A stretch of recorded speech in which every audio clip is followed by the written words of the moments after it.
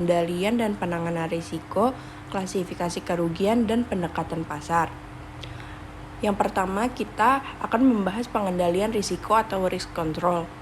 Pengendalian risiko atau risk control adalah suatu tindakan untuk menghindari, mengurangi, ataupun menyelamatkan perusahaan dari kerugian atau risiko yang dihadapi. Metode pengendalian risiko dapat dilakukan dengan beberapa metode berikut ini. Yang pertama ada penghindaran risiko atau risk avoidance.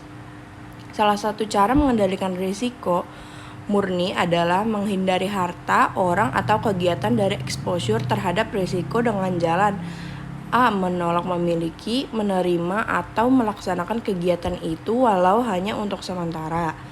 B. Menyerahkan kembali risiko yang terlanjur diterima atau segera menghentikan kegiatan begitu kemudian diketahui mengandung risiko. Jadi menghindari risiko berarti menghilangkan risiko itu. Yang kedua ada pengendalian risiko atau risk control. Pengendalian kerugian dijalankan dengan A. Merendahkan kans atau change untuk terjadinya kerugian. B. Mengurangi keparahan jika kerugian itu memang terjadi. C. Menurut lokasi daripada kondisi-kondisi yang akan dikontrol. Dan D. Menurut timingnya. Yang ketiga ada pemisahan. Yang dimaksud dengan pemisahan di sini ialah menyebabkan harta yang menghadapi risiko yang sama menggantikan penempatan dalam suatu lokasi. Yang keempat ada kombinasi atau pooling. Kombinasi atau pooling menambahkan banyak exposure unit dalam batas kendali perusahaan yang bersangkutan dengan tujuan agar kerugian yang dialami lebih dapat diramalkan, jadi risiko dikurangi. Yang kelima ada pemindahan risiko. Pemindahan risiko dapat dilakukan dengan 3 cara. Yang pertama, harta milik atau kegiatan yang menghadapi risiko dapat dipindahkan kepada pihak lain, baik dinyatakan dengan tegas ataupun berikut dengan transaksi atau kontrak. Yang kedua, ada risiko itu sendiri yang dipindahkan. Yang ketiga, suatu fisik financing transfer menciptakan suatu loss exposure atau untuk transfer. Di sini ada karakteristik manajemen risiko yang baik, yaitu yang pertama memahami bisnis perusahaan, yang kedua formal, sistematis, terintegrasi, dan komprehensif, yang ketiga mengembangkan infrastruktur risiko, yang keempat menetapkan mekanisme kontrol, yang kelima menetapkan batas atau limit, yang keenam memfokuskan pada aliran kas, yang ketujuh menetapkan sistem insentif yang tepat, yang kedelapan mengembangkan budaya sadar risiko.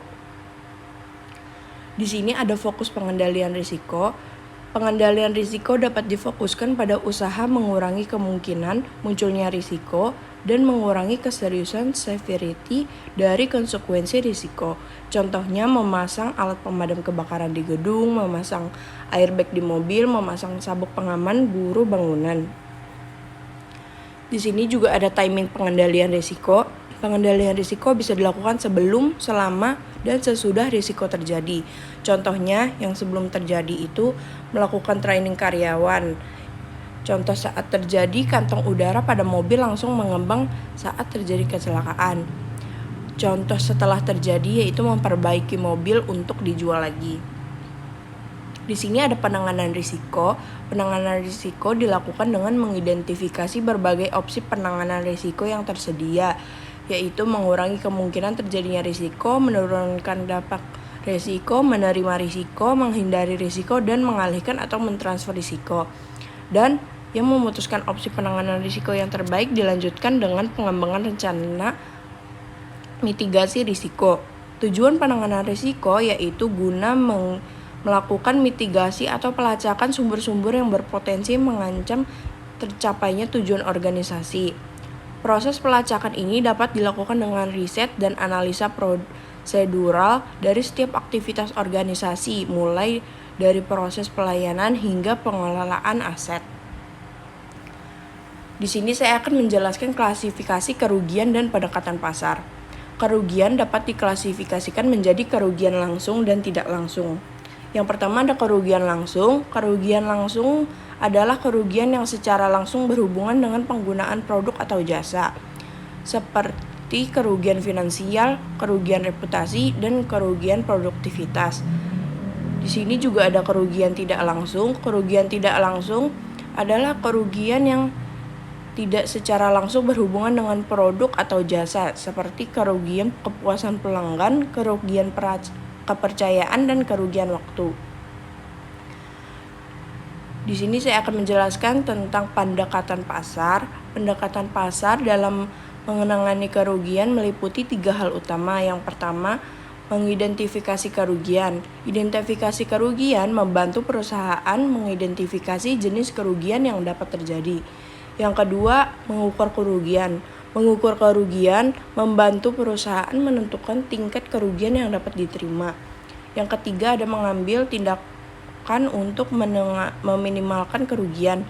Tindakan yang diambil untuk meminimalkan kerugian dapat berupa pengurangan biaya, peningkatan kualitas produk, atau peningkatan kualitas layanan pelanggan. Selanjutnya ada identifikasi kerugian. Identifikasi kerugian membantu perusahaan mengidentifikasi jenis kerugian yang dapat terjadi. Proses ini melibatkan analisis risiko untuk mengidentifikasi dan mengevaluasi berbagai jenis kerugian yang dapat terjadi. Analisis risiko dapat dilakukan dengan menggunakan berbagai metode seperti analisis SWOT, analisis Delphi, atau analisis kuantitatif. Analisis risiko dapat membantu perusahaan untuk meningkatkan tingkat risiko yang dapat diterima dan mengidentifikasi tindakan yang dapat diambil untuk mengurangi kerugian. Selanjutnya ada mengukur kerugian. Mengukur kerugian membantu perusahaan menentukan tingkat kerugian yang dapat diterima. Metode yang digunakan untuk mengukur kerugian dapat berupa analisis kuantitatif seperti model Monte Carlo atau analisis kualitatif seperti analisis Delphi. Analisis kuantitatif membantu perusahaan untuk meningkatkan tingkat kerugian yang dapat diterima dengan menggunakan metode matematik, sedangkan analisis kualitatif membantu perusahaan menentukan tingkat kerugian yang dapat diterima dengan menggunakan metode pemikiran kritis.